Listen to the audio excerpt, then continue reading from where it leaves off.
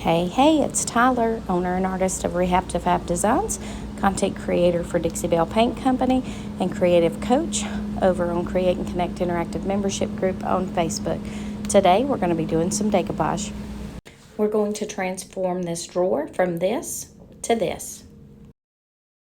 All right, so we're going to put some paper in the bottom of this drawer so we can make it nice and pretty.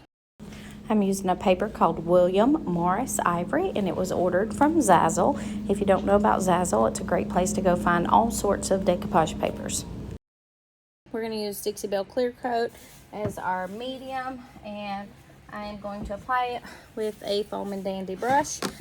These foam and dandy brushes are something new that's offered by Dixie Belle. They'll take the place of your foam brushes that you pick up at your craft stores and are a lot more durable. I've been doing some other projects over here with decoupage, so I already have stuff on it.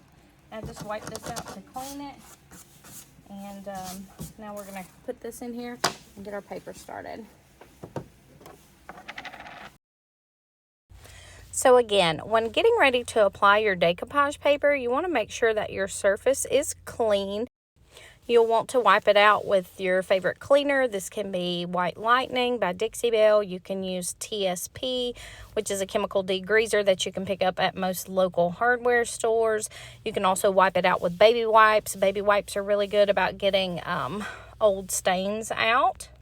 But the purpose is to make sure you have it clean so you don't have any lumps and bumps from where there's trash in the drawer that will show up under your paper, because this can eventually lead to tears.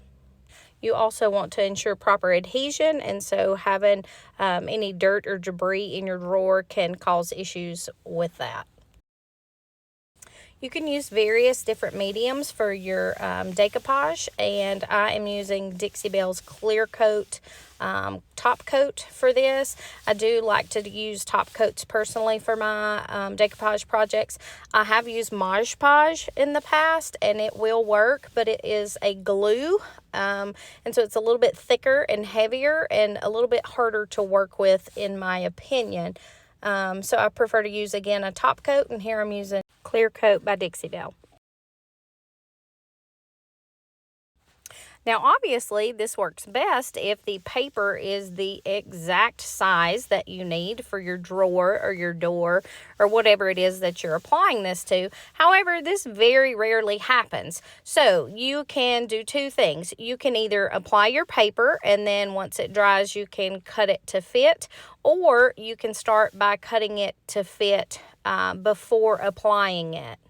Now, personally, I do have a little tendency to be a perfectionist and a little OCD, so I have noticed in the past if I cut my paper or my adhesive wallpaper or whatever it is I'm applying before I put it in, it doesn't always end up perfect, and so it'll show a little bit of the bottom of the drawer, or it's usually the drawers that I have an issue with, but it'll show a little bit of the bottom there, and it drives me nuts, again, because I'm a perfectionist. I know not everybody cares. Most people that are buying the furniture are not going to care, but I do try to get mine to line up pretty straight. So I typically will put mine in and then trim off any excess.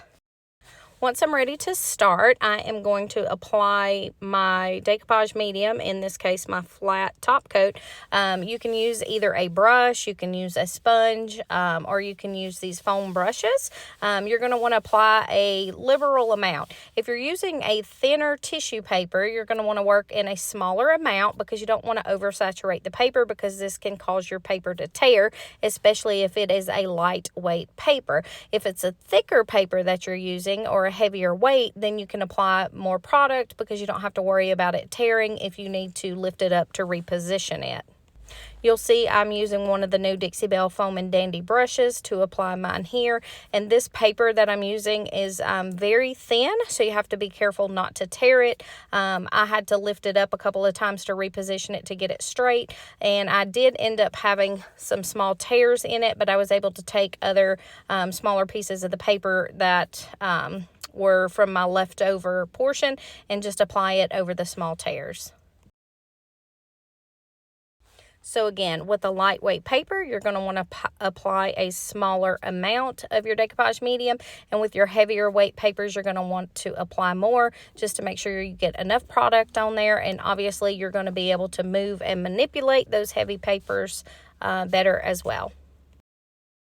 As far as how much you apply surface area wise, kind of go with what you're comfortable with. If you're comfortable applying decoupage paper, you can apply and put it to a larger surface area and say use a half a sheet of paper at a time. If you're not comfortable with it, divide it up into smaller sections and just reapply as needed. If you have to use more than one piece of paper like I'm doing here, I do recommend that you try to line it up so that there is not a break in your design, so you have a nice, smooth, seamless image. You can either have an overlap in order to do that, or you can cut off any excess. Again, just make sure you're trying to cut straight lines. Here you'll see I'm using a little blue tool. This is actually what I call like a squeegee. I get these from Amazon.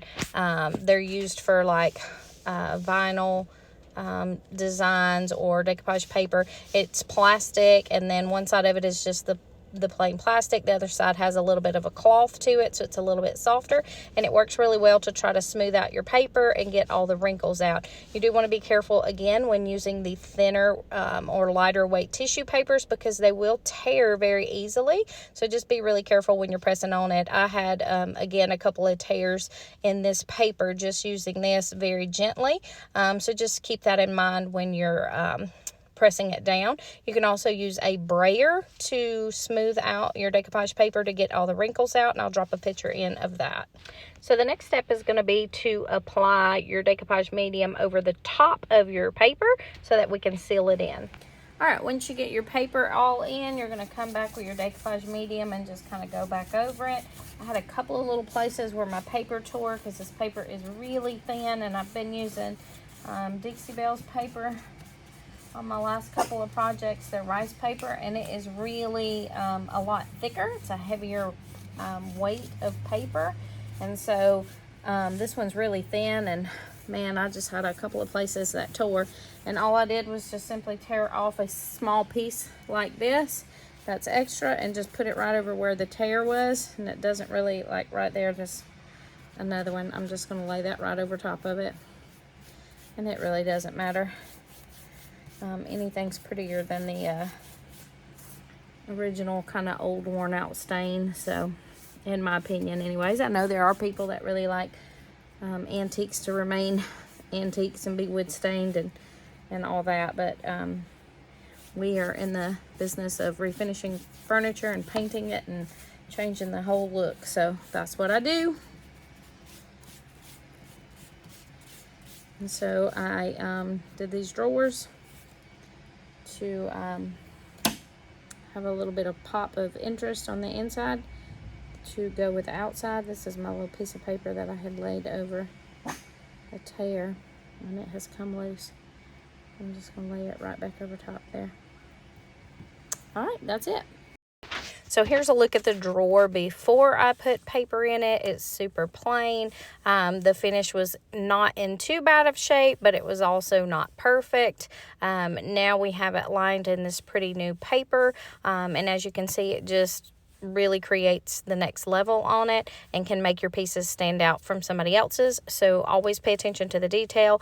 Line your drawers, put some images on the back of your doors, do something so that the inside is just as pretty as the outside. As always, thanks for watching. Please be sure and subscribe to my channel. Make sure you hit the like button, comment with any questions you may have, and thanks again for watching.